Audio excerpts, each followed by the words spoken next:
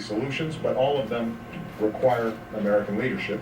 And as Commander-in-Chief, I'm confident that if we stay patient and determined, that we will in fact meet these challenges.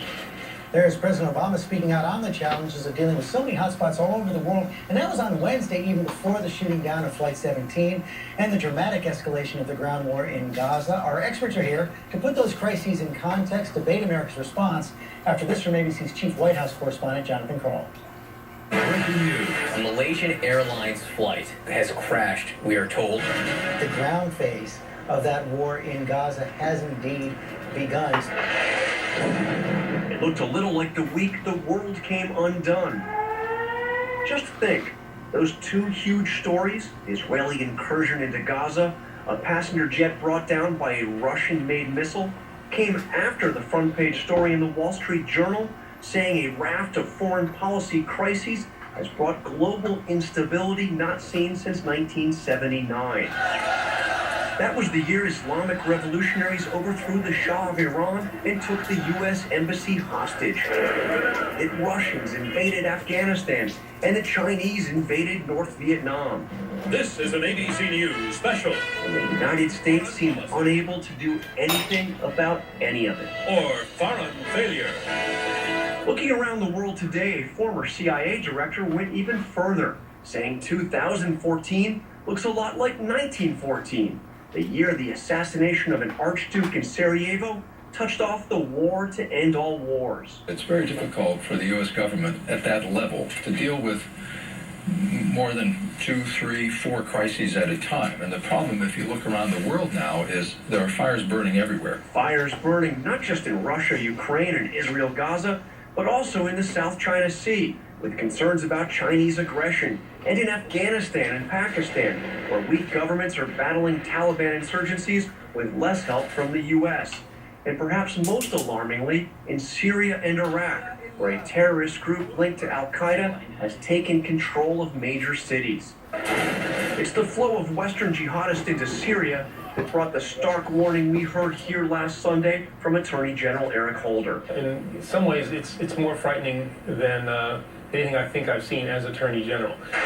It was 5 years ago that President Obama, after less than a year in office, received the Nobel Peace Prize and envisioned a different kind of world.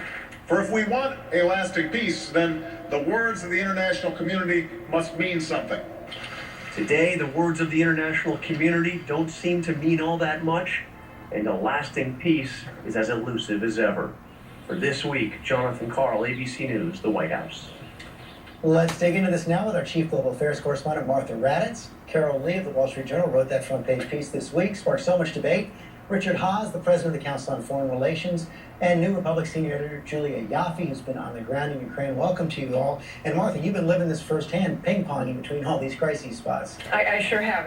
About 3 weeks ago, I was in Iraq. I was in Israel this last week, and then I returned to the shoot-down of the Malaysian airliner.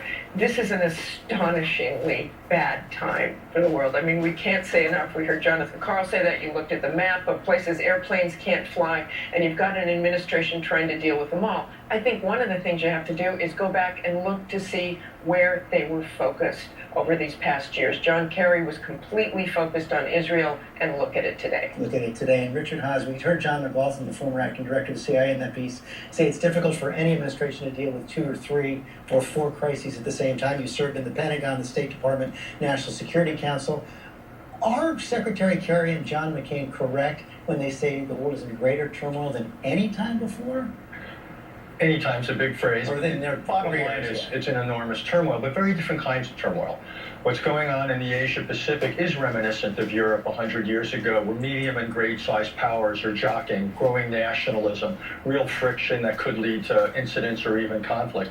In the Middle East, though, it's just the opposite. We have weak states. We have states that can't control what's going on inside their own borders, and the parallel to 100 years ago is that the post-World War I settlement in the Middle East is now unraveling. The border, say, between Syria and Iraq is irrelevant. So we've got very different kinds of crises, not to mention Ukraine, where you've got Russia trying to restore a certain position on the periphery of Europe. But administrations don't have the luxury of narrowcasting. They've got to basically deal with all of these things. One of the things we heard from Secretary Carol Lee is that in all of these places that people are clamoring for more United States involvement. Some of the critics of the president say he's not doing enough. That's the tension that you see the president having to deal with. I mean, one of the things that's happening is all of these issues are blowing up at the same time, and the president is looking to pull back U.S. presence militarily in particular.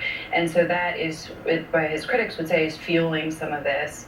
And the president would argue he's doing what the American public wants to be done. But either way, it's having this effect where the U.S. winds up looking a little bit feckless on the world stage. Julia Yaffe, I was struck by a piece you wrote, I think this week, where you said it was somewhat egotistical, I think it was your word, for us to focus on how great the turmoil is right now in the world. We have to put it in context. That's right. That I talked to a bunch of historians. Every generation has this moment that they believe that they're the ones able to identify a moment of great change and great turmoil that is unique and different and worse than all other moments of turmoil and change that came before. I mean, just look at what happened in 2001. You had the second Intifada in Israel-Palestine.